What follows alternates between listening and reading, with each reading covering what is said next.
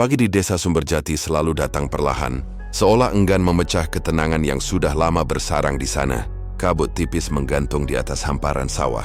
Menutupi pandangan hingga batas pohon bambu di ujung jalan, suara ayam jantan bersahutan dengan kokok burung perenjak yang bersembunyi di dahan. Sementara dari kejauhan terdengar derit pintu kayu yang dibuka dan sapuan sapu lidi di halaman. Semua berjalan seperti biasa. Tenang, teratur dan damai. Di sebelah timur desa, di balik kebun pisang dan rumpun bambu, berdiri kolam besar milik Pak Darmo. Kolam itu menjadi jantung kehidupan Sumberjati. Dari sanalah banyak warga menggantungkan hidup, mulai dari para pekerja yang menebar pakan, para ibu yang menjual hasil panen di pasar, hingga anak-anak yang setiap sore datang menonton ikan lele berenang di air yang biasanya jernih kehijauan. Kolam itu luas, lebih mirip danau kecil, dikelilingi pagar bambu tinggi dan pepohonan rindang yang membuat udaranya sejuk. Pak Darmo dikenal semua orang sebagai lelaki yang sederhana meski hidupnya berkecukupan. Tubuhnya agak tambun, kulitnya legam terbakar matahari, dan matanya selalu tampak teduh di balik senyum ramah. Ia tinggal di rumah besar di pinggir kolam bersama istrinya, Bu Rini, seorang perempuan halus yang jarang keluar rumah. Banyak yang bilang Bu Rini berasal dari keluarga terpandang di luar kota, tapi tak banyak yang benar-benar mengenalnya. Ia lebih suka menyibukkan diri di dapur atau mengurus taman bunga di halaman belakang rumah. Setiap pagi sebelum matahari benar-benar muncul, Pak Darmo berjalan ke kolam sambil membawa sekarung pakan lele di pundaknya. Di sana, biasanya sudah ada Raka, pemuda desa berusia 22 tahun. Menunggunya sambil menyiapkan jaring dan ember. Raka adalah anak yatim piatu yang sejak kecil hidup di bawah asuhan warga desa. Pak Darmo menganggapnya seperti anak sendiri. Raka, jangan lupa cek saringan air di ujung barat. Kemarin ada daun jati nyangkut di sana, kata Pak Darmo sambil menepuk bahunya. Iya Pak, airnya agak lambat ngalirnya dari kemarin, jawab Raka sambil menunduk. Sopan seperti biasanya. Suara percikan air terdengar berulang-ulang ketika mereka mulai menebar pakan. Ikan-ikan berebut di permukaan, menimbulkan riak-riak kecil yang memantulkan cahaya matahari pagi. Dari arah jalan setapak, beberapa warga lewat, melambaikan tangan. Semua tampak akrab. Desa ini seperti keluarga besar. Semua saling mengenal, saling menolong, dan saling berbagi kabar. Di sisi lain desa, di dekat balai, Pak Lurah Santoso sedang duduk di kursi bambu sambil menikmati kopi hitam. Lelaki parubaya itu dikenal sebagai pemimpin yang tegas tapi adil. Ia sering berkeliling melihat kondisi desa, memastikan semuanya berjalan baik. Hari itu, ia sedang menunggu kedatangan Mbak Ratna, seorang jurnalis muda asal Solo yang beberapa kali datang meliput kisah sukses desa Sumberjati sebagai contoh desa mandiri. Ratna datang dengan motor matic tuanya. Rambutnya dikuncir sederhana, mengenakan kemeja putih dan celana hitam. Ia tersenyum ramah sambil mengeluarkan buku catatan dari tas selempangnya. Pagi Pak Lurah, maaf agak telat macet di jalan masuk pasar, katanya sambil menyalami. Ah, tak apa Mbak Ratna, wong belum siang, kamu mau saya antar ke kolamnya Pak Darmo sekalian, jawab Pak Lurah dengan senyum lebar. Hari itu Ratna ingin menulis liputan tentang keberhasilan warga desa dalam mengembangkan usaha kolam lele. Ia sudah beberapa kali berbincang dengan Pak Darmo dan menganggap kisahnya inspiratif. Seorang petani biasa yang dengan kerja keras berhasil mengangkat ekonomi desanya tanpa bantuan besar dari pemerintah. Mereka berjalan bersama ke arah timur desa. Jalan kecil itu melewati hamparan sawah yang mulai menguning, di mana para petani menunduk dengan topi capingnya, menyanyikan lagu-lagu Jawa lama yang lembut. Sesekali angin membawa aroma tanah basah bercampur wangi bunga melati liar dari pinggir jalan. Sampai di kolam, Ratna menatap air yang tenang itu dengan takjub. Selalu indah di sini, katanya sambil tersenyum. Kalem, rasanya kalau lihat airnya. Semua masalah hilang. Pak Darmo tertawa kecil. Iya Mbah, kolam ini sumber rezeki buat kami semua. Dari air kami hidup, dari sini juga anak-anak bisa sekolah. Hari itu mereka berbincang lama di saung bambu pinggir kolam.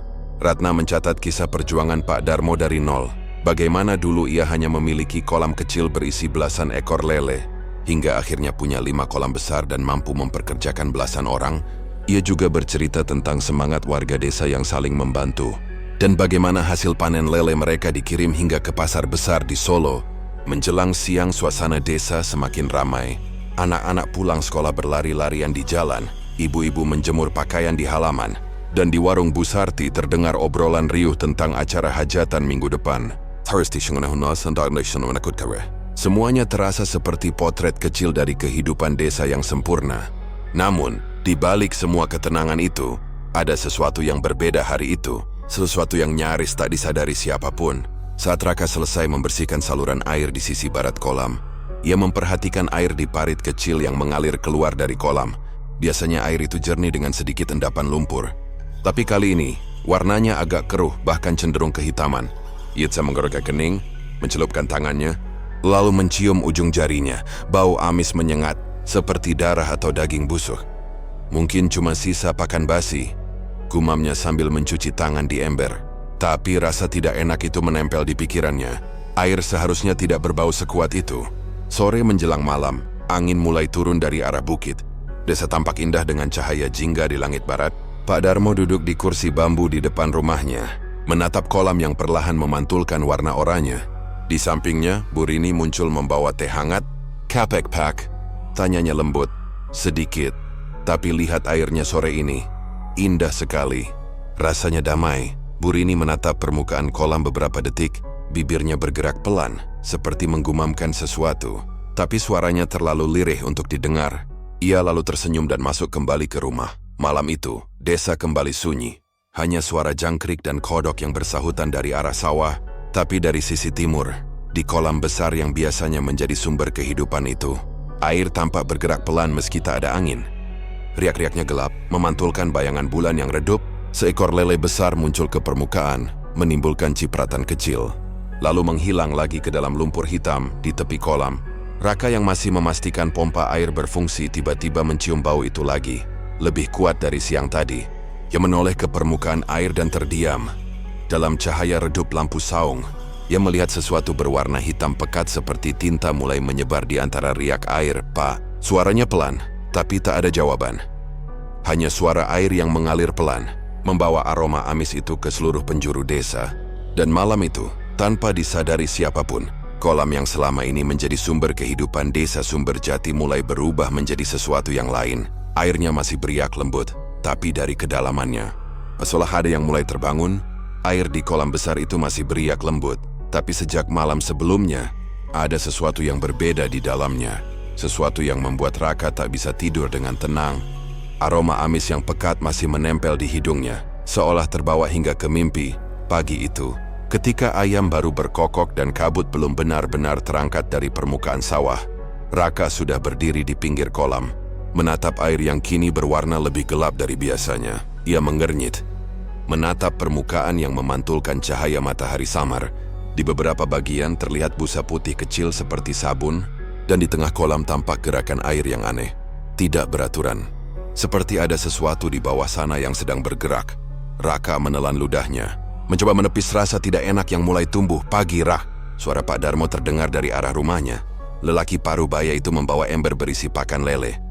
"Kok sudah di sini pagi-pagi? Belum sarapan, ya?" Raka tersenyum kaku. "Belum, Pak.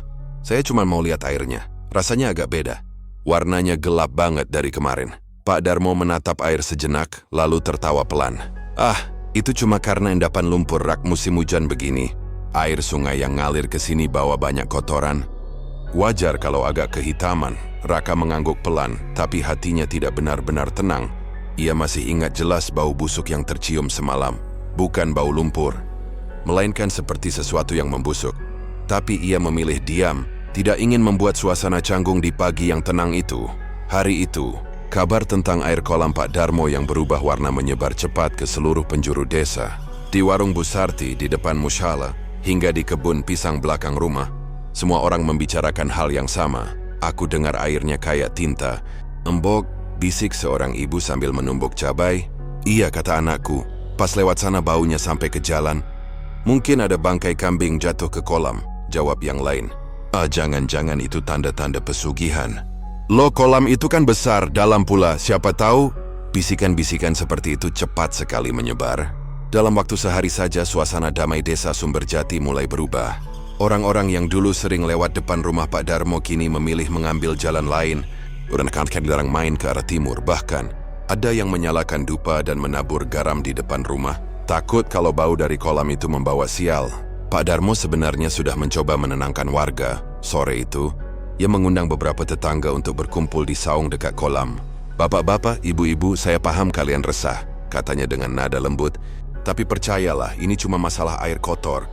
Saya sudah pesan bahan pembersih dari Solo. Nanti airnya saya ganti sebagian. Tidak ada yang perlu ditakuti." Pak Lurah Santoso yang ikut hadir hanya mengangguk-angguk sambil menatap kolam yang memantulkan langit kemerahan. "Ya, semoga begitu Pak Darmo, tapi kalau bisa, segera dibersihkan." Warga mulai gelisah.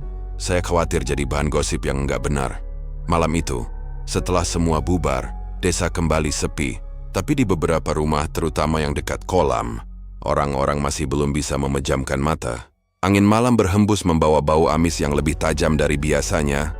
Bau itu seperti datang dari arah timur, menyusup lewat celah-celah jendela dan menempel di udara. Sekitar tengah malam, suara aneh mulai terdengar samar, seperti jeritan panjang yang datang dari jauh. Seorang ibu muda yang sedang menidurkan bayinya mengira itu suara kucing berkelahi, tapi ketika suara itu terdengar lagi, lebih nyaring, lebih menyeramkan. Ia buru-buru menutup jendela dan memeluk anaknya. Raka yang rumahnya tak jauh dari kolam juga mendengarnya. Suara itu seperti teriakan seseorang yang tertahan di dalam air. Ia keluar ke halaman, mencoba mencari sumbernya, tapi hanya kegelapan yang menyambut. Angin membawa aroma busuk yang membuat perutnya mual. Di kejauhan, permukaan air kolam tampak beriak pelan, padahal tidak ada angin di sana. Keesokan paginya, udara terasa berat dan lembab.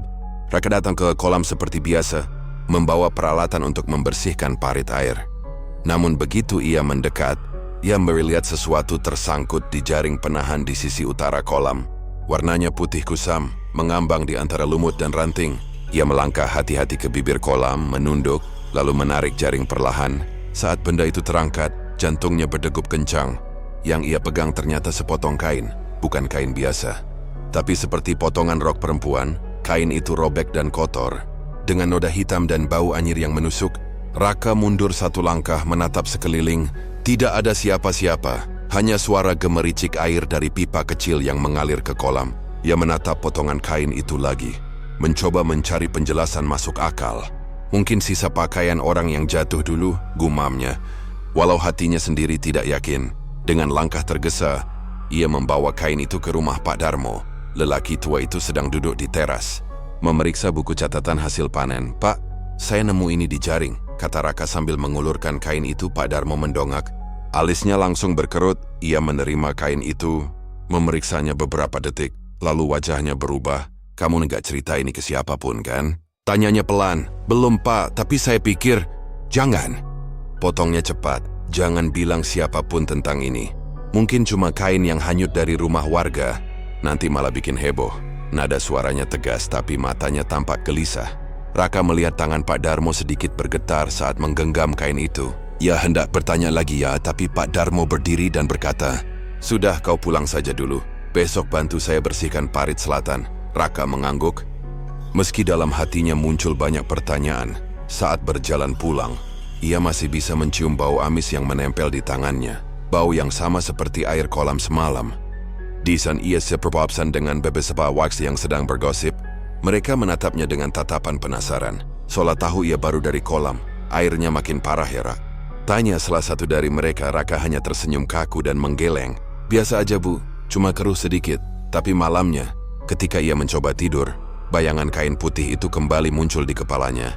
Ia teringat jeritan samar semalam, air yang berwarna hitam, dan tatapan mata Pak Darmo yang seolah menyimpan sesuatu. Di luar, angin malam berhembus pelan, membawa bau amis yang semakin kuat. Raka menutup jendela, tapi entah kenapa, dari arah kolam terdengar suara plung kecil. Seperti sesuatu yang baru saja jatuh ke dalam air.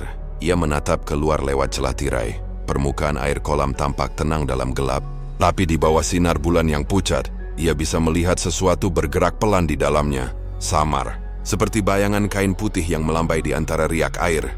Dan untuk pertama kalinya sejak ia bekerja di kolam itu, Raka merasakan sesuatu yang belum pernah ia rasakan sebelumnya. Takut. Raka menatap kolam itu dari jendela kamarnya. Bayangan kain putih yang semalam melambai di antara riak air masih menari-nari di pikirannya. Bau amis yang kini kian tajam menembus udara, membuat perutnya mual setiap kali angin datang dari arah timur. Ia tahu tetecuada tidak seperti tapi selitanya seolah terkunci. Ia teringat tatapan Pak Darmo, tegas dingin, dan seolah menyimpan ketakutan yang sulit dijelaskan. Pagi itu, langit Sumberjati mendung. Awan kelabu menggantung rendah, dan aroma hujan bercampur dengan bau busuk dari kolam yang semakin menyengat. Warga mulai berdatangan, menutup hidung dengan sapu tangan atau tangan mereka sendiri. Tak tadi yang tahu apa yang sebenarnya terjadi, tapi semua sepakat satu hal. Kolam itu sudah tidak wajar. Pak Lurah, tolong bilang Pak Darmo. Kolamnya bau banget sampai ke dapur saya? Seru Bu Sarti di antara kerumunan. Benar itu, Pak. Airnya sampai hitam, lele-lelenya banyak yang mati. Sahut warga lain. Pak Lurah Santoso berdiri di antara mereka dengan wajah cemas. Ia menatap kolam yang airnya kini nyaris berwarna arang. Permukaannya tenang, tapi gelembung-gelembung kecil muncul dari dasar. Seperti ada sesuatu yang mengeluarkan napas dari bawah lumpur. Baiklah, katanya akhirnya. Kita kuras sebagian airnya biar tahu. Apa penyebabnya? Pak Darmo yang sejak tadi diam di teras rumahnya hanya bisa mengangguk pelan. Wajahnya tampak pucat. Baik, kalau itu memang perlu. Tapi hati-hati. Jangan rusak saluran airnya, katanya dengan suara serak. Siang itu, beberapa warga bersama Raka mulai menurunkan pompa air. Mereka memasang selang panjang ke parit. Dan air keruh dari kolam perlahan mengalir keluar. Semakin lama airnya semakin surut. Semakin kuat pula bau busuk yang menyeruak dari dasar. Bau itu menusuk, seperti daging membusuk bercampur lumpur basah dan besi karat. Beberapa warga menutup hidung sambil mengeluh. Astagfirullah, apa ini? Kok baunya kayak mayat? Kata seorang bapak tua. Wajahnya menegang. Raka yang berdiri di pinggir kolam menatap ke bawah. Air sudah surut hingga separuh. Di dasar kolam, lumpur menghitam dan kental seperti oli. Ia melangkah pelan di tepi, menjawab memastikan tidak ada pipa yang tersumbat. Tapi tiba-tiba, matanya menangkap sesuatu. Sebuah bentuk yang tidak wajar di antara lumpur itu. Rak, hati-hati. Seru salah satu pekerja, tapi Raka tak mendengar. Ia jongkok, memperhatikan benda itu. Ada sesuatu yang menonjol dari lumpur. Putih, pucat, seperti ranting. Tapi terlalu halus untuk kayu. Ia mendekat sedikit, menunduk.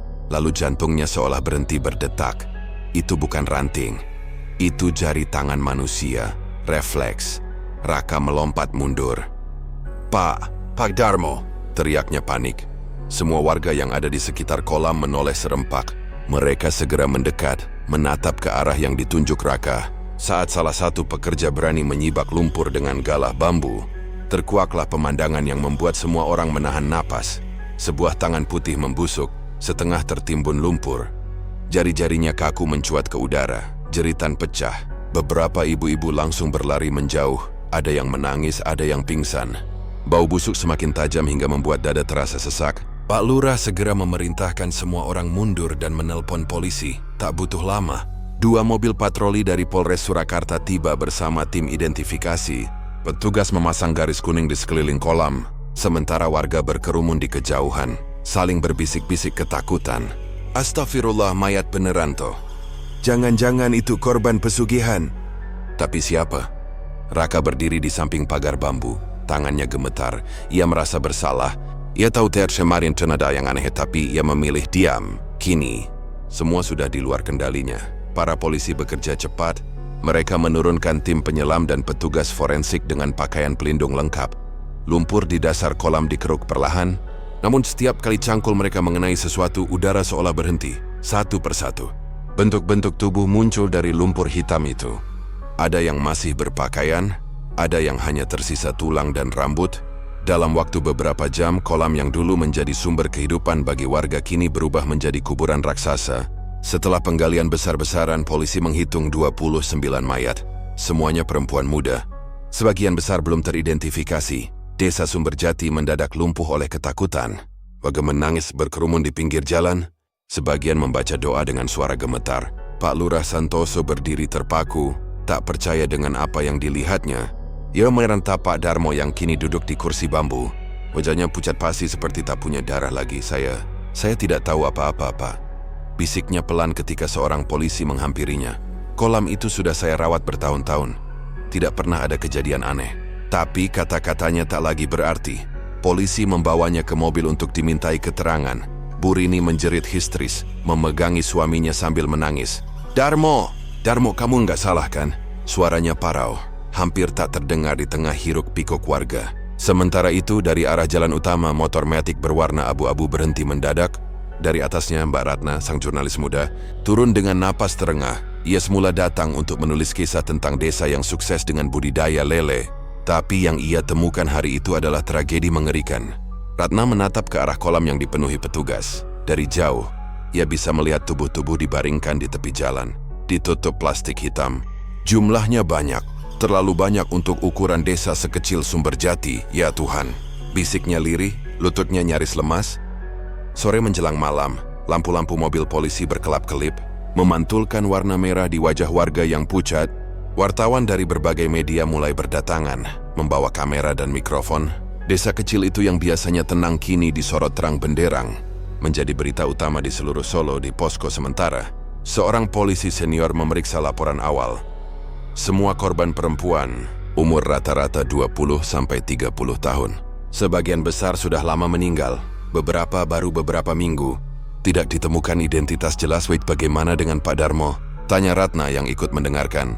Masih kita periksa, tapi warga bilang dia yang punya kolam ini dan...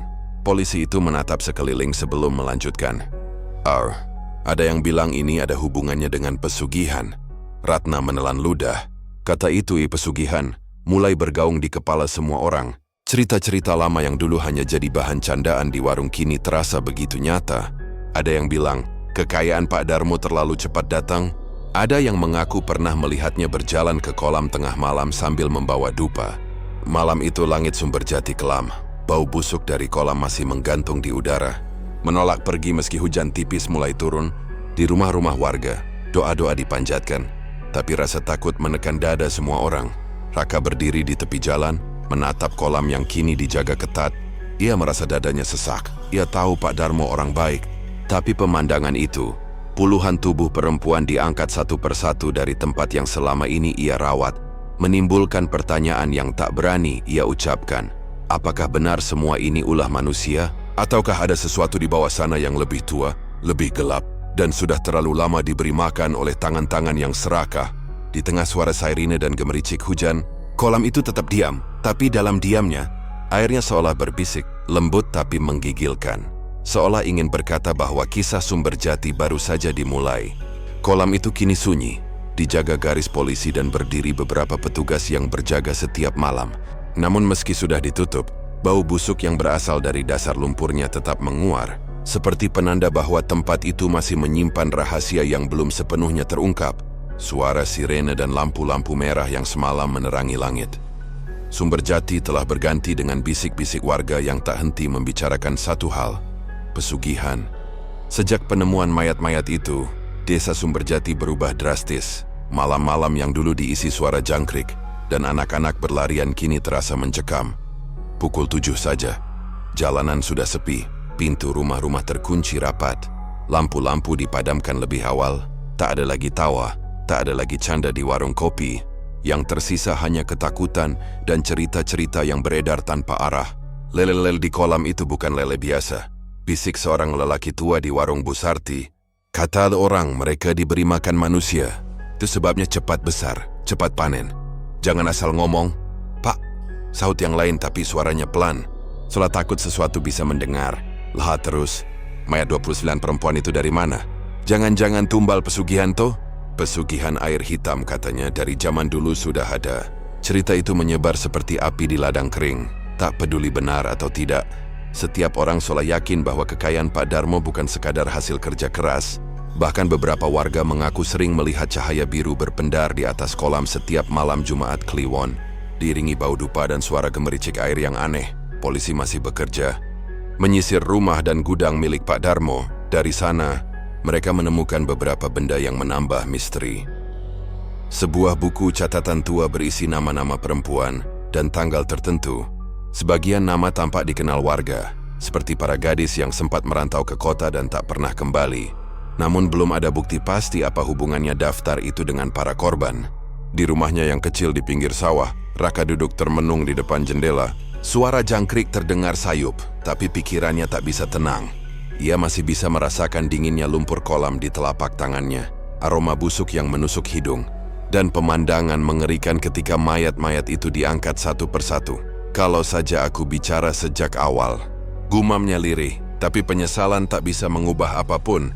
Piskabat kemudian Raka memutuskan untuk menyelidiki sendiri. Ia tahu polisi bekerja dengan cara mereka, tapi ia merasa ada hal lain yang tak bisa dijelaskan dengan logika. Ada sesuatu yang lebih tua dari sekadar pembunuhan. Sesuatu yang mungkin sudah lama berakar di tanah itu. Sore itu, ia mendatangi Mbah Wiryo, orang paling tua di Sumberjati. Rumahnya berada di ujung desa, dikelilingi pohon bambu tinggi dan kebun pisang yang tampak seperti tirai gelap ketika senja datang. Raka mengetuk pintu pelan. Tak lama, seorang lelaki tua berambut putih keluar dengan tongkat di tangannya. "Raka, kowe yo nak?" Suara Mbah Wiryo serak tapi hangat. "Ada apa malam-malam begini datang ke rumah tua kayak gini?" Raka menunduk sopan. "Maaf Mbah, saya ingin tanya sesuatu." "Tentang kolam Pak Darmo." Mbah Wiryo menatapnya lama. "Tentang air hitam itu," katanya akhirnya, seolah sudah tahu maksud Raka. Mereka duduk di bal bambu di depan rumah, ditemani lampu minyak kecil. Angin berhembus pelan, membawa aroma tanah basah. Suara kodok bersautan dari kejauhan. Mbah Wiryo menatap kosong ke arah kegelapan, lalu mulai bicara dengan nada rendah. "Dulu sebelum tempat itu jadi kolam, di sana ada sendang tua. Orang-orang menyebutnya sendang lanjir. Zaman penjajahan dulu, banyak orang bersembunyi di sana. Tapi konon, ada satu orang yang membuat perjanjian dengan makhluk penunggu air itu. Ia ingin kaya, ingin dihormati. Maka ia melakukan ritual yang disebut perjanjian air hitam." Raka menelan ludah. "Perjanjian air hitam? Apa itu, Mbah?" Mbah Wiryo menarik napas dalam-dalam. "Itu pesugihan, nah. Tapi bukan sembarang pesugihan. Orang yang melakukannya harus memberi tumbal manusia, perempuan muda, tiap tahun sekali. Korban ditenggelamkan di air hitam sendang itu. Sebagai gantinya, si pelaku akan mendapat kekayaan, panen melimpah, dan umur panjang." Raka merinding. "Tapi, itu hanya cerita lama kan, Mbah?" Mbah Wiryo menatapnya tajam. "Cerita lama seringkali punya akar di tanah nyata. Nah, air di bawah sana nggak pernah lupa. Kalau dulu pernah diberi darah manusia, ia akan selalu haus malam semakin pekat." Raka diam tak tahu harus berkata apa. Di luar, suara angin menggesek daun bambu terdengar seperti bisikan pelan. "Darmo itu anak siapa, Mbah?" tanya Raka akhirnya. "Darmo? Ia bukan asli Sumberjati, tapi bapaknya almarhum Sastro. Dulu pernah jadi penjaga sendang itu. Banyak yang bilang Sastro juga ikut ritual itu zaman dulu, sebelum sendang dikeringkan dan dijadikan kolam lele. Mungkin darahnya sudah terikat." Kata-kata itu membuat bulu kuduk Raka berdiri. Ia mencoba menolak rasa takut yang merayap tapi tak bisa. Segala sesuatu kini mulai masuk akal. Kenapa Pak Darmo begitu protektif terhadap kolamnya? Kenapa ia melarang siapapun bicara tentang kain perempuan yang ditemukan Raka? Dan kenapa air kolam berubah hitam seolah menyimpan kemarahan? Sebelum Raka pulang, Mbah Wiryo memegang pergelangan tangannya erat. "Ingat nak, jangan datang ke kolam itu sendirian. Kalau kamu dengar suara orang menangis dari arah air, jangan pernah menoleh. Sebab yang memanggilmu bukan manusia lagi." Raka hanya bisa mengangguk. Ia menatap wajah tua itu yang tampak serius, lalu berpamitan. Dalam perjalanan pulang, jalanan terasa lebih sunyi dari biasanya. Pohon-pohon di tepi jalan seolah menunduk, dan angin membawa suara samar seperti bisikan perempuan. Sesampainya di rumah, Raka langsung menutup pintu dan duduk di lantai dari celah jendela. Ia bisa melihat bayangan kolam di kejauhan, hitam, tenang, seperti mata yang menatap balik. Sementara itu, di kantor polisi, penyidik sedang menelusuri isi buku catatan yang ditemukan di rumah Pak Darmo. Di halaman terakhir tertulis satu nama yang membuat mereka terdiam, Ratna Wulandari. Nama itu sama dengan jurnalis muda yang kini sedang menulis laporan tentang tragedi di desa tersebut. Di waktu yang ucap, Ratna sedang mengetik di penginapannya, tak tahu bahwa namanya tercantum di daftar misterius itu.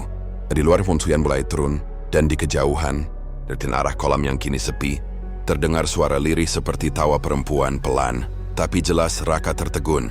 Ia menatap ke utara suara itu dengan napas tertahan. Dalam hati ia tahu, apapun yang dulu hanya legenda, kini mulai bangkit dari kedalamannya. Suara tawa perempuan itu masih menggema di telinga Raka sepanjang malam. Ia bahkan tidak yakin apakah suara itu nyata, atau hanya gema dari pikirannya yang lelah oleh rasa takut. Namun satu hal yang pasti, semenjak malam itu, kolam di timur desa tidak lagi hanya sekadar kolam, tapi menjadi batas halus antara dunia hidup dan mati bagi warga Sumberjati. Keesokan harinya berita tentang temuan baru dari hasil autopsi menyebar cepat. Polisi yang dibantu tim forensik dari kota mengumumkan hal yang mengejutkan. Tidak semua korban tewas di waktu yang sama. Dari hasil pemeriksaan DNA dan usia jaringan tubuh, Diketahui bahwa beberapa korban sudah meninggal lebih dari 8 tahun lalu, sedangkan sebagian lainnya baru 2 bulan terakhir.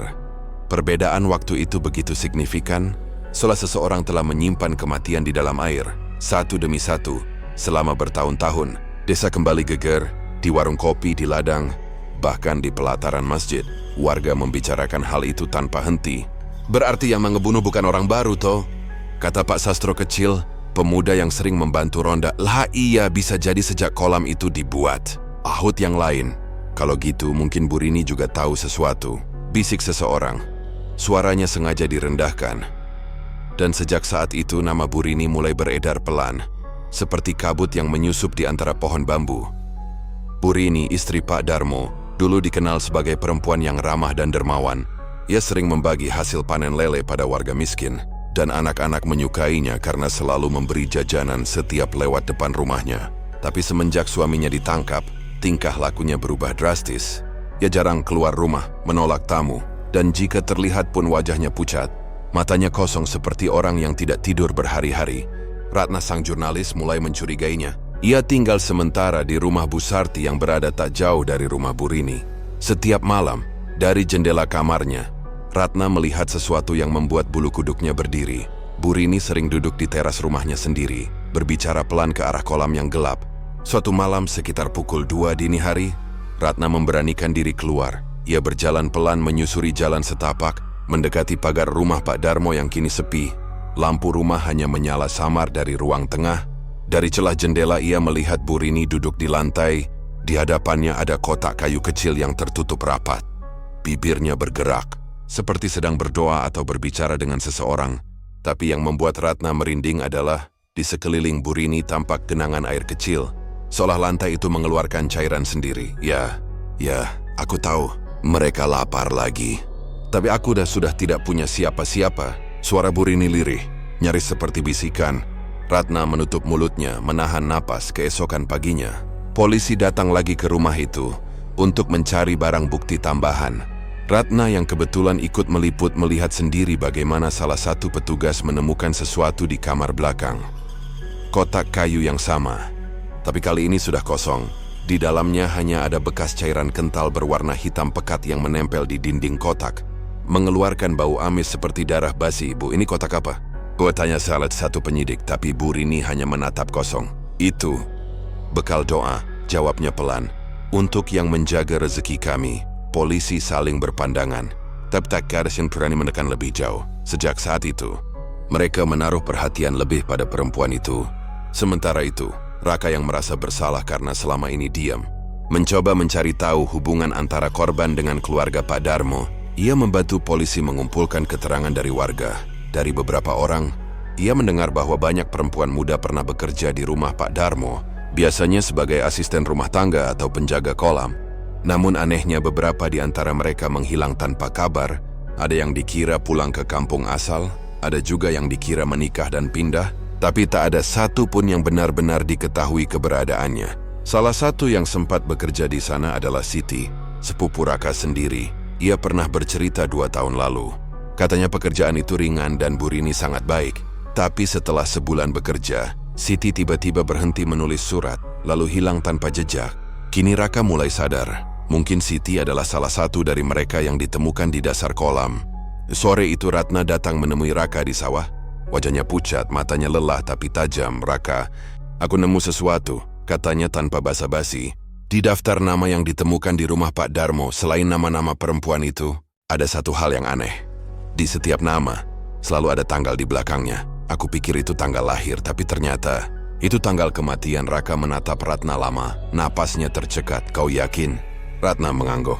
Dan di halaman terakhir buku itu, ada satu nama lagi, Rini. Tanggalnya minggu depan. Dunia seolah berhenti berputar sesaat. Raka merasa dingin menjalari tengkuknya. "Bu Rini sendiri?" bisiknya. "Ya," jawab Ratna pelan. Entah kenapa, seolah dia tahu giliran siapa yang berikutnya. Dan sekarang, gilirannya sendiri. Malamnya Ratna kembali ke rumah Bu Sarti, tapi pikirannya tak tenang. Hujan turun rintik-rintik, membasahi genting. Dari kejauhan, ia mendengar suara lonceng sapi dan gesekan ranting. Tapi di antara suara itu, ia bisa mendengar sesuatu yang lain. Gumaman perempuan seperti sedang menina-bobokan sesuatu. Raka, yang tak bisa tidur, akhirnya berjalan menuju rumah Burini. Ia ingin memastikan keadaan perempuan itu. Dari jendela dia melihat Burini sedang duduk di lantai, menatap cermin kecil sambil menyisir rambutnya yang terurai panjang. Tapi kali ini, ia tidak sendirian. Bayangan lain terlihat di belakangnya di cermin. Sosok perempuan muda, pucat, matanya kosong, rambutnya basah meneteskan air hitam. Raka menahan napas. Ia berbalik cepat, tapi kakinya justru menendang pot bunga hingga jatuh. Suara itu membuat Burini menoleh. "Raka?" Suaranya terdatar. "Kau lihat mereka juga?" Raka tak bisa menjawab. Ia hanya menatap antara takut dan iba. Burini tersenyum samar, lalu berkata pelan, "Kau tak tahu, nak, siapa yang pertama kali memberi makan kolam itu?" Setelah itu, ia menutup jendela perlahan. Di luar, angin berhembus dingin membawa bau amis dari arah timur desa. Raka menatap ke arah kolam, yang kini tampak memantulkan cahaya bulan samar. Di permukaannya, sesuatu tampak bergerak, seolah ada wajah-wajah yang mencoba muncul dari dalam air, lalu menghilang kembali ke kegelapan. Dan malam itu, di rumah yang sunyi itu, Burini menangis sendirian, memegang foto lama dirinya bersama seorang perempuan muda, yang wajahnya mirip dengan salah satu korban yang ditemukan polisi. Di bawah foto itu tertulis tahun 98, air mata jatuh di pipinya bercampur dengan bisikan halus dari arah kolam. "Giliranmu sudah tiba, Rini." Air mata Burini masih mengalir malam itu, diiringi bisikan samar dari arah kolam yang terasa begitu dekat. Suara itu lembut, seolah berasal dari dalam pikirannya sendiri. "Giliranmu sudah tiba, Rini." Begitu katanya. Namun di sisi lain, jauh di desa yang kini tak lagi tenang, dua orang muda mulai menggali lebih dalam rahasia yang selama ini terkubur di balik lumpur hitam, Raka dan Ratna. Keesokan paginya Ratna datang ke rumah Raka dengan wajah tegang. "Aku nggak bisa diam lagi," katanya sambil membuka tas ranselnya. Dari dalam, ia mengeluarkan beberapa kertas fotokopi dan foto lama yang didapat dari arsip daerah. "Aku pergi ke kantor kecamatan semalam. Aku menemukan sesuatu tentang Burini." Raka menatapnya penasaran. "Tentang apa?" Ratna menarik napas panjang. "Tentang asal-usulnya." Ia menunjukkan foto hitam putih yang sudah pudar. Seorang perempuan muda berdiri di tepi sendang, mengenakan kebaya dan membawa kendi. Di bawah foto itu tertulis tahun 1978 dan nama, Sri Kinasih, dukun pemuja air hitam. "Itu ibunya Burini," ucap Ratna pelan. "Dukun pesugihan yang hilang secara misterius 30 tahun lalu." Raka menatap foto itu lama. "Jadi kau mau bilang Burini anak dari dukun itu?" Ratna mengangguk. "Dan kau tahu sendang yang dulu jadi tempat pemujaannya? Letaknya persis di tempat kolam Pak Darmo sekarang." Darah Raka berdesir. Semua potongan kisah yang ia dengar dari Mbah Wiryo seolah tiba-tiba saling terhubung. Sendang yang dulu digunakan untuk perjanjian air hitam ternyata bukan sekadar legenda. Tempat itu nyata, dan masih haus Pak Darmo menurut Ratna tidak pernah tahu masa lalu istrinya. Ia hanya mengenal Burini sebagai perempuan sederhana, yang rajin berdoa dan pandai merawat ikan. Mereka menikah 20 tahun lalu saat Pak Darmo baru memulai usaha lele kecil-kecilan. Anehnya, sejak saat itu usahanya melambung cepat, seolah ada tangan tak terlihat yang menuntun keberuntungan ke rumahnya. "Aku menemukan satu hal lagi," lanjut Ratna, mengeluarkan potongan koran lama. Judulnya, "Sendang Lanjir Tertutup Setelah Kasus Hilangnya Gadis-Gadis Desa." "Lihat tanggalnya," kata Ratna. 1989, tahun yang sama ketika ibunya Burini dinyatakan hilang. Raka membaca setiap kata dengan gemetar. Di bagian bawah artikel tertulis kalimat pendek namun mencekam. "Konon, darah terakhir dari garis keturunan Sri Kinasih akan menjadi penjaga baru bagi air hitam." Sore itu, keduanya pergi ke rumah Mbah Wiryo untuk memastikan kebenaran kisah tersebut. Lelaki tua itu menatap mereka lama, seolah sudah tahu mereka akan datang. "Aku sudah menduga," katanya pelan. "Rini memang bukan orang biasa." Ibunya dulu yang menjaga sendang itu saat Belanda masih di sini. Sri Kinasih melakukan pemujaan agar desanya tidak kelaparan. Tapi Kutsen yang ia panggil bukanlah roh baik. Ia menukar keselamatan dengan darah manusia. Ratna menggigil. "Dan sekarang anaknya melanjutkan ritual itu?" Mbah Wiryo mengangguk perlahan. "Tidak sengaja mungkin, tapi si air hitam selalu menuntut keseimbangan. Saat Darmo jadi kaya, saat kolamnya menghasilkan uang, bagian dari perjanjian itu mulai hidup lagi. Tiap beberapa tahun, ia akan meminta persembahan. Jika tak diberi, maka Aiger akan mengambilnya sendiri. Suasana hening. Angin berhembus pelan membawa aroma lumpur dari arah timur desa. Mbah Wiryo melanjutkan dengan suara hampir berbisik. Air itu bukan sekadar air, nak. Ia punya ingatan, dendam. Dan ia tak suka ditinggalkan. Sementara Raka dan Ratna mencoba mencerna semua itu. Di kantor polisi Solo, penyidik sedang meninjau kembali hasil penyisiran di rumah Pak Darmo. Dari gudang di belakang rumah, mereka menemukan sebuah kamera CCTV kecil yang tersembunyi di balik papan kayu. Awalnya mereka mengira itu hanya alat pengawasan biasa, tapi ketika rekaman diperiksa, semua petugas yang menontonnya terdiam. Gambar hitam putih itu menunjukkan halaman belakang rumah Pak Darmo pada tengah malam. Waktu menunjukkan pukul 1.43 dari arah rumah. Tampak sosok perempuan berpakaian putih panjang berjalan perlahan menuju kolam.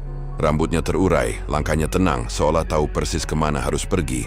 Ia berhenti di tepi air, kemudian berlutut. Setelah beberapa detik, air kolam beriak pelan. Meski malam itu angin tak berhembus sama sekali.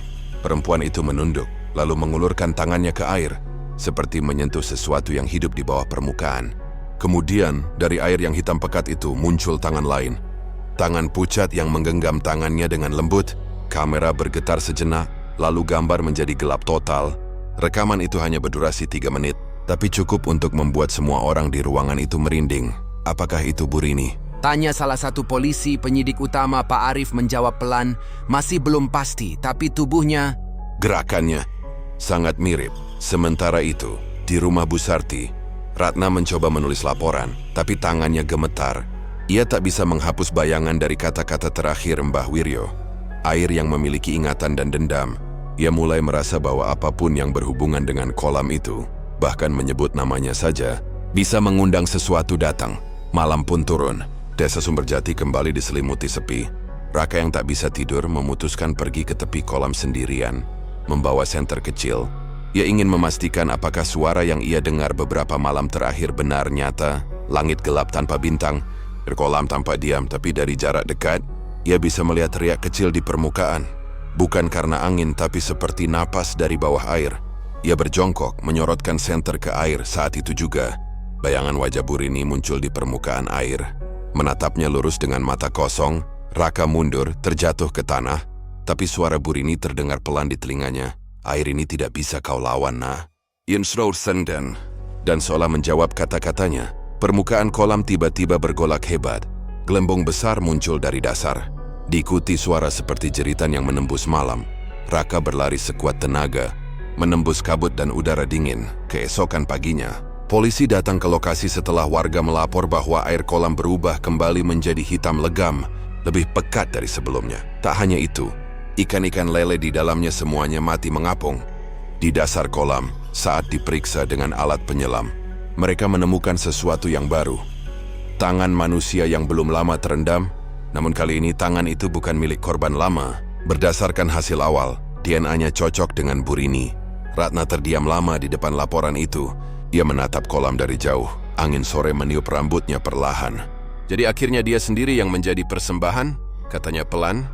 Raka berdiri di sampingnya, masih menatap permukaan air yang tampak tenang namun terasa hidup. Namun di dasar kolam, sesuatu berkilat samar, seperti mata yang memantulkan cahaya. Air yang menyimpan rahasia itu belum benar-benar tenang. Dan entah kenapa malam itu Ratna bermimpi. Ia berdiri di tepi kolam yang sama, tapi kali ini airnya jernih. Dan dari bawah muncul bayangan banyak wajah perempuan memanggil namanya pelan. Satu persatu, dengan suara penuh dendam. Ketika ia terbangun, di kertas catatan yang ia tinggalkan di meja, ada tulisan basah seperti tinta air. Yang memberi makan belum selesai. Tulisan basah di kertas catatan Ratna, yang memberi makan belum selesai. Masih menghantui pikirannya. Kata-kata itu terasa lebih seperti peringatan daripada pesan biasa. Meski warga sudah menjauh dari area rumah Pak Darmo, Ratna tahu sesuatu belum berakhir. Ada rahasia yang belum terungkap, sesuatu yang lebih dalam dari sekadar kisah pesugihan. Sore itu, langit di atas desa Sumberjati tampak kelabu. Kabut lembab turun lebih awal, menutupi jalan kecil menuju rumah Pak Darmo yang kini disegel garis polisi berwarna kuning. Namun garis itu tak cukup menahan tekad Ratna. Dengan membawa senter kecil dan kamera, ia menunggu hingga petang, lalu menyelinap masuk melalui celah pagar samping yang sudah rusak. Rumah itu sunyi, terlalu sunyi untuk tempat yang pernah ramai oleh pekerja dan tamu. Setiap langkah Ratna di lantai kayu menimbulkan bunyi berderit, debu menempel di meja, foto keluarga di dinding miring separuh, dan aroma lembab memenuhi udara. Ia menyorotkan senter ke setiap ruangan, mencari sesuatu yang bisa menjawab teka-teki yang mengganggu pikirannya sejak lama. Siapa yang sebenarnya memulai semuanya? Ketika sampai di ruang belakang, yang dulunya menjadi ruang penyimpanan pakan ikan, Ratna melihat lemari tua yang terkunci. Di bagian bawahnya ada tanda bekas goresan, seperti pernah dipaksa buka. Ia mencoba menarik engselnya pelan, dan dengan sedikit usaha, pintu lemari itu terbuka. Dari dalam, ia menemukan tumpukan buku lusuh dan beberapa lembar kertas berisi tulisan tangan dalam aksara Jawa kuno. Ia memotret cepat, lalu membuka salah satu catatan yang tertulis dalam huruf Latin. Judulnya, Tirakat Banyumati. Di bawahnya tertera kalimat yang membuat darahnya berdesir. Setiap 7 purnama, darah pertama harus kembali ke air. Ratna menelan ludah. Ia membalik halaman berikutnya dan menemukan diagram aneh berbentuk lingkaran air dengan simbol di tengahnya, menyerupai huruf yang ditarik memanjang. Di bawahnya tertulis terjemahan kasar dalam tulisan tangan Burini. Jangan biarkan air tidur terlalu lama, atau ia akan menuntut mimpi manusia. Tepat di bawah tumpukan catatan, Ratna menemukan sebuah foto lama. Warnanya sudah kekuningan. Di dalam foto itu Burini masih muda, berdiri di samping seorang perempuan lain.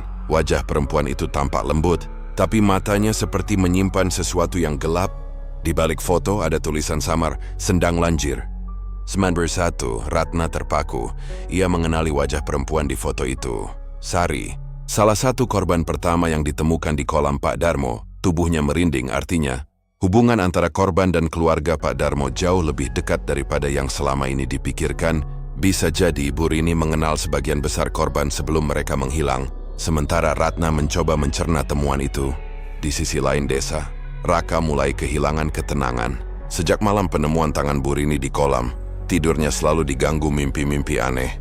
Dalam mimpi itu ia berdiri di tepi kolam yang sama, tapi airnya bukan hitam, melainkan merah pekat. Dari permukaannya, tangan-tangan pucat muncul dan menariknya perlahan ke dalam. Sementara suara Burini bergema di udara. Air memilihmu sekarang, Raka. Ia terbangun setiap kali dengan napas tersengal. Bajunya basah oleh keringat, tapi anehnya, di kakinya selalu ada jejak lumpur kecil. Seolah ia benar-benar berjalan di pinggir kolam. Raka mencoba mengabaikannya, tapi rasa penasaran menuntunnya kembali. Ia ingin memastikan apakah yang ia lihat malam itu, bayangan Burini di permukaan air, benar nyata, atau hanya bayangan dari rasa takut. Maka malam itu, tanpa memberitahu siapapun, ia membawa senter dan pergi ke kolam lagi. Langit benar-benar gelap, hanya diterangi bulan yang separuh tertutup awan. Angin berembus dingin membawa bau amis dan lumpur. Begitu sampai di tepi kolam, Raka berhenti. Dari kejauhan, ia melihat sesosok perempuan berdiri di tepian air. Tubuhnya tegak, mengenakan kebaya putih panjang yang berkibar tertiup angin. Rambutnya terurai, wajahnya menghadap ke air yang tenang. Dari bibirnya keluar gumaman lirih, seperti melantunkan mantra. Raka menahan napas. Wajah itu, tanpa ragu lagi, adalah Burini. Burini, bisiknya pelan, tapi suara itu tak menggema. Ia melangkah lebih dekat. Senter masih menyorot ke arah perempuan itu. Burini tetap tak menoleh. Suara mantranya semakin jelas. Sapa sing nyawane isi ana, tulung na banyu iki turu. Sapa sing dorong bali tulung teka maneh. Setiap kata seolah membuat air kolam bergetar. Permukaannya beriak pelan, lalu muncul buih-buih kecil. Raka terpaku, tak bisa bergerak. Udara di sekitarnya berubah dingin, bahkan napasnya tampak seperti asap. Burini kemudian mengangkat tangannya tinggi-tinggi, lalu menunduk tajam ke arah air. Dalam sekejap air itu berubah gelap, dan dari bawah permukaan muncul bayangan wajah-wajah perempuan yang samar. Mereka yang sudah menjadi korban. Raka melihat Sari, wajahnya pucat dengan mata terbuka lebar, seolah menatap langsung ke arah Raka. "Cukup!" teriak Raka tanpa sadar. Ia melangkah maju, tapi seketika angin berembus keras dari arah kolam, membuat tubuhnya mundur dan hampir terjatuh. Saat itu pula, Burini berbalik. Wajahnya bukan lagi seperti manusia, matanya hitam seluruhnya, dan bibirnya bergerak tanpa suara. Raka membeku. Ia merasa seluruh tubuhnya seperti ditarik oleh kekuatan tak terlihat. Suara-suara dari dasar air menggema di telinganya. Jeritan, tangisan, dan bisikan yang saling tumpang tindih. Tiba-tiba, Dari arah jalan desa, terdengar suara langkah tergesa. Ratna datang, memegang kamera di tangan. "Raka!" teriaknya, tapi begitu matanya menangkap sosok Burini, langkahnya terhenti. Ia menatap tak percaya. Burini seharusnya sudah mati. Burini menatap keduanya dengan senyum aneh, lalu berbisik pelan, "Aku hanya menjaga apa yang sudah kuberi makan." Setelah itu tubuhnya mulai memudar, larut ke dalam kabut putih yang keluar dari permukaan air. Dalam hitungan detik ia hilang, meninggalkan riak kecil di kolam yang kembali tenang. Ratna menatap Raka, napasnya memburu. "Kau lihat juga kan?" Raka tak bisa menjawab, ia hanya menatap air yang memantulkan wajahnya sendiri. Tapi bayangan di air itu bukan dirinya. Wajah itu tersenyum dengan mata hitam legam. Ratna menarik tangan Raka. "Kita harus pergi." Sekarang mereka berlari meninggalkan kolam. Sementara dari kejauhan terdengar suara seperti air mendidih. Di balik kabut, samar-samar tampak sosok perempuan putih kembali berdiri di tepi kolam. Kali ini menatap mereka pergi dengan senyum yang lebih lebar dari sebelumnya. Dan malam itu, hujan turun deras mengguyur desa Sumberjati. Kolam Pak Darmo meluap untuk pertama kalinya, mengalirkan air hitam ke sungai kecil di belakang desa. Esok paginya, warga menemukan bahwa air sungai berubah pekat seperti tinta, dan ikan-ikan di dalamnya mati mengapung. Tapi hal yang paling mengerikan bukan itu. Saat petugas kepolisian datang memeriksa, di tanah becek dekat kolam, mereka menemukan jejak kaki kecil berwarna lumpur hitam, memanjang dari tepi air menuju jalan desa, dan berakhir tepat di depan rumah Ratna. Jejak kaki berlumpur yang ditemukan di depan rumah Ratna pagi itu membuat seluruh desa Sumberjati kembali gempar. Polisi memasang garis pembatas di sekitar rumahnya, sementara warga berkerumun dengan wajah tegang dan takut. Air sungai yang semalam berubah hitam kini mengalir pelan ke sawah, meninggalkan aroma amis yang menusuk. Di kejauhan, kolam Pak Darmo tampak lebih suram dari sebelumnya. Permukaannya memantulkan langit mendung yang berat. Seperti menunggu sesuatu yang belum selesai, Ratna menatap kolam itu dari jendela rumahnya dengan tangan gemetar. Ia belum tidur sejak malam. Di meja, kamera yang ia bawa dari rumah Pak Darmo masih menyala, merekam potongan video dari kejadian semalam. Burini berdiri di tepi kolam, melantunkan mantra dengan wajah bukan lagi manusia. Ia tahu video itu akan menjadi bukti kuat, tapi entah kenapa setiap kali memutarnya, layar selalu bergetar aneh dan suaranya berubah menjadi dengungan rendah seperti orang berdoa di kejauhan. Siang itu, tim kepolisian dari Polres Surakarta kembali datang ke Sumberjati. Mereka sudah menerima semua bukti dari Ratna, foto, catatan ritual, hingga rekaman CCTV yang menunjukkan sosok berpakaian putih mendatangi kolam setiap tengah malam. Semua mengarah pada satu nama, Burini. "Kalau benar semua ini ulahnya," kata Kompol Ardi, kepala tim penyidik, "maka kita bukan hanya bicara soal pembunuhan berantai. Ini jauh lebih gelap dari itu." Mata Ratna menatap lurus, dia tak sendirian kolam itu. "Seolah hidup saya lihat sendiri." Kompol Ardi menatapnya sebentar, lalu memberi aba-aba pada anak buahnya. "Baik, kita akan pastikan malam ini, pasang perimeter di sekitar rumah Darmo. Tak ada yang masuk tanpa izin saya." Langit sore perlahan berubah kelam. Angin mulai berhembus kencang, membawa aroma tanah basah yang pekat. Saat malam tiba, hujan turun tanpa ampun. Petir menyambar-nyambar di atas desa Sumberjati. Di tengah hujan, suara sirine polisi bergema. Rumah Pak Darmo resmi dikepung. Lampu-lampu senter dan mobil polisi memantul di permukaan jalan yang basah. Tapi ketika mereka sampai di lokasi, rumah itu tidak lagi kosong. Dari kejauhan, salah satu petugas melihat bayangan seseorang berjalan cepat menuju arah kolam sambil membawa sesuatu yang dibungkus kain. "Gerak cepat." "Itu Burini!" teriak seorang polisi. Ratna, yang ikut di barisan belakang bersama Raka, ikut menatap ke arah kolam. Di bawah hujan deras, Burini tampak seperti bayangan putih yang melayang. Tangannya menggenggam kotak kayu kecil yang diselimuti kain hitam. Rambutnya terurai, wajahnya pucat, tapi langkahnya mantap menuju air yang bergolak. Polisi mengejarnya, tapi setiap kali mereka mendekat, langkah mereka terasa berat seolah tanah berubah lumpur hisap. Raka dengan nekat menerobos lebih dulu. "Burini, berhenti, tolong berhenti!" teriknya, namun Burini menoleh dengan senyum yang tidak lagi manusiawi. "Raka, kau tak mengerti, ini bukan salahku." Suaranya parau, hampir tenggelam oleh suara hujan. Ia menunduk, membuka kotak kayu di tangannya. Dari dalamnya termuncul aroma busuk bercampur dupa, dan beberapa helai rambut yang sudah mengering, bercampur serpihan tulang kecil. Ratna berteriak dari belakang, "Ke Burini, apa itu?" Apa yang kau sembunyikan? Burini menatap Ratna lalu menatap kolam. Ini mereka yang pernah kujanji takkan kubiarkan kelaparan. Kau tahu, setiap kali airnya mulai tenang, ia berbisik padaku, "Beri makan, Rini, atau keluargamu akan jadi gantinya." Air hujan menetes dari wajahnya. Tangannya gemetar tapi tetap menggenggam kotak itu erat-erat. Aku hanya ingin melindungi suamiku, melindungi anak-anakku. Tapi air itu menuntut lebih. Semakin lama, semakin banyak yang dimintanya. Kompol Ardi maju beberapa langkah, mencoba bicara dengan nada tegas namun lembut. "Burini, letakkan kotaknya, kami bisa membantu. Tak perlu seperti ini." Namun Burini menggeleng perlahan.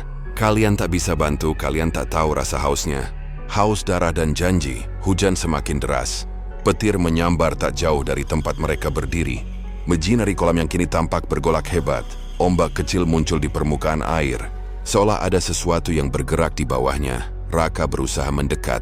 Meski tanah di bawahnya mulai licin dan becek. "Burini, tolong, hentikan ini.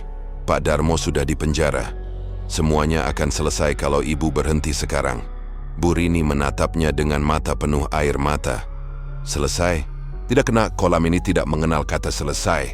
Airnya hidup dari janji yang dibuat sejak dulu, janji yang kubayar dengan jiwa." Tiba-tiba, ia mengangkat kotak itu tinggi-tinggi ke atas kepala, lalu berteriak di tengah hujan, "Ambillah kembali, asal jangan ambil keluargaku." Dan tanpa peringatan, ia melemparkan kotak itu ke dalam kolam. Seketika, air kolam berputar membentuk pusaran besar. Suara gemuruh datang dari bawah tanah, membuat tanah di sekitar kolam bergetar hebat. Polisi berteriak, beberapa terjatuh dan Ratna berusaha menarik Raka mundur. Namun Burini tetap berdiri di pinggir kolam, seolah terpaku oleh kekuatan tak terlihat. Dari pusaran air, muncul bayangan hitam yang menggulung seperti asap, mendekat dan melingkari tubuhnya. Wajah-wajah samar para korban tampak dalam air, menatapnya dengan mata kosong. "Maafkan aku," bisik Burini lirih, lalu menutup matanya. Dalam sekejap, pusaran itu menelan tubuhnya. Air memancar tinggi, lalu jatuh dengan bunyi keras. Kolam kembali tenang. Tapi Burini telah hilang, lenyap tanpa jejak. Hanya meninggalkan kain hitam yang terombang-ambing di permukaan. Ratna berteriak memanggilnya, tapi Kompol Ardi menahannya. Jangan dekat ke air." Namun Raka tetap menatap kolam dengan mata kosong. Ia tahu Burini tak sekadar tenggelam. Ia dikembalikan ke sesuatu yang telah menunggunya sejak lama. Hujan terus mengguyur. Para petugas mencoba mengevakuasi area, tapi setiap kali mendekat, air kolam tampak memantulkan wajah Burini, tersenyum tenang di permukaannya. Sebelum menghilang lagi dalam kegelapan, Ratna berlutut, air matanya bercampur hujan. Ia tahu, malam itu bukan hanya akhir dari penyelidikan, tapi juga pengakuan terakhir dari seorang istri yang terjebak antara cinta dan kutukan. Kolam itu kini menjadi kuburan diam, menelan rahasia yang tak pernah benar-benar akan bisa dimengerti manusia. Dan di tengah derasnya hujan, suara lirih terakhir Burini seolah terdengar samar di telinga semua orang yang hadir malam itu. Air tak pernah menelan, hanya menyimpan. Esok paginya, ketika hujan reda dan matahari mulai muncul di balik kabut, air kolam tampak tenang kembali. Tapi siapapun yang menatapnya lama-lama akan melihat sesuatu di dalamnya. Bayangan seorang perempuan berpakaian putih, berdiri di bawah air menatap dari balik permukaan. Dan sejak malam itu, warga Sumberjati tak lagi berani melewati jalan menuju kolam setelah senja, karena mereka tahu air itu belum benar-benar tidur. Hujan turun perlahan di atas desa Sumberjati, membasahi jalanan tanah yang sudah lama tak disentuh langkah ramai. Aroma basah bercampur lumpur menguar, membawa kembali kenangan yang belum sempat benar-benar hilang. Di tengah desa itu, kolam lele milik Pak Darmo kini telah berubah, tak lagi berair, tak lagi dipenuhi suara cipratan ikan yang lapar. Di atasnya kini terbentang beton tebal dengan pagar besi di sekelilingnya, hasil keputusan pemerintah setelah tragedi mengerikan yang mengguncang seluruh negeri. Tapi meski kolam itu sudah tertutup, warga desa masih enggan melewati jalan di dekatnya. Mereka bilang, setiap kali hujan turun deras seperti malam itu, air hujan yang menggenang di atas beton perlahan menghitam, seolah ada sesuatu di bawah sana yang bernafas pelan, menunggu Raka berdiri di pinggir jalan, menatap permukaan beton itu untuk terakhir kalinya. Rambutnya kini lebih panjang, matanya sayu. Ia baru saja mengemasi barang-barangnya dari rumah kontrakan kecil di pinggir desa, Sudah 3 bulan berlalu sejak malam hujan itu. Malam ketika Bu Rini menghilang di dasar kolam, ditelan air yang mendadak bergolak seperti hidup. Tapi bayangannya masih menghantuinya setiap kali menutup mata. Aku pikir waktu bisa menyembuhkan semuanya, gumamnya lirih. Menatap sisa kabut pagi yang menggantung di atas kolam. Tapi rasa takut ini, rasa bersalah ini, tak pernah hilang.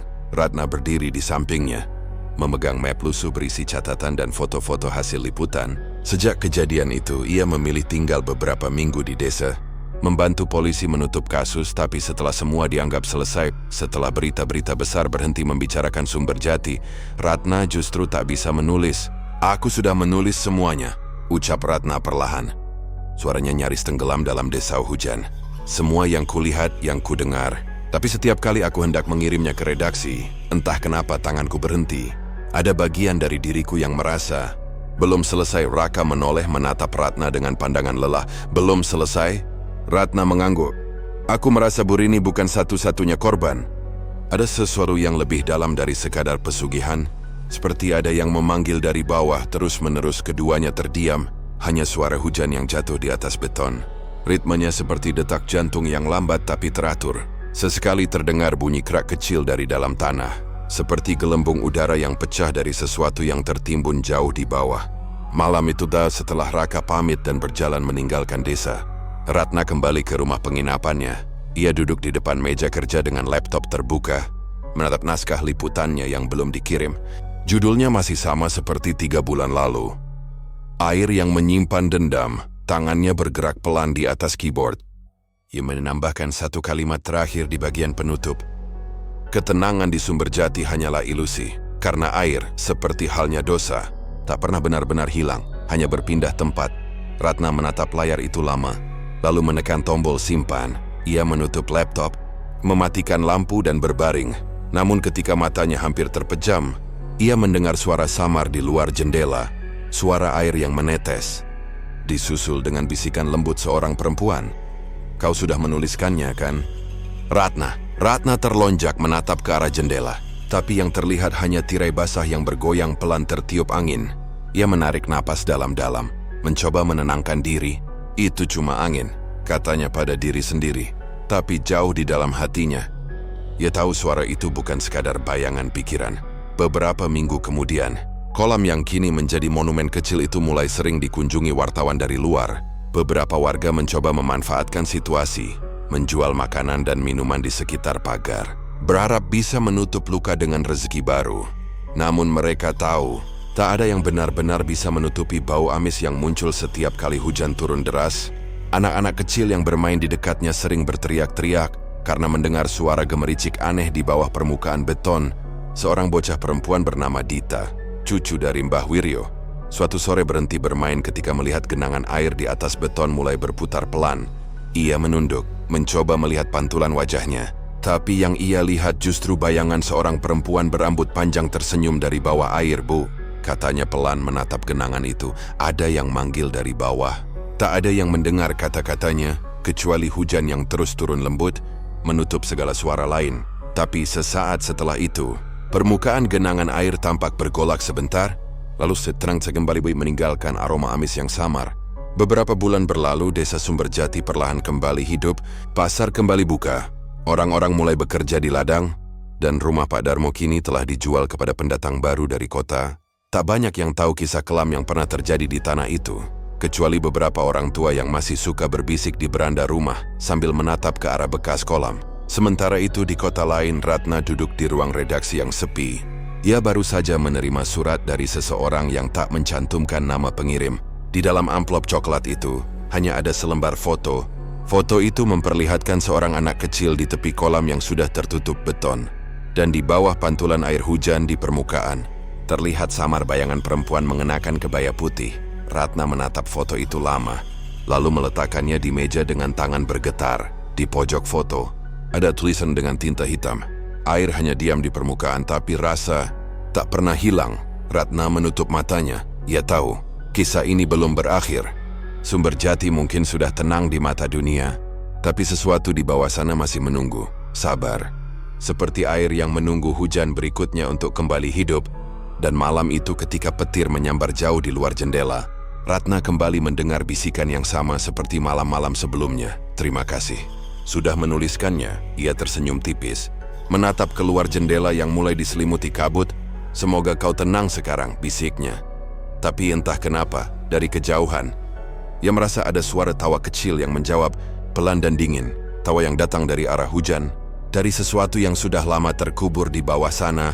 Ketenangan sumber jati memang telah kembali, tapi hanya di permukaannya sebab air di bawah sana masih menyimpan sesuatu.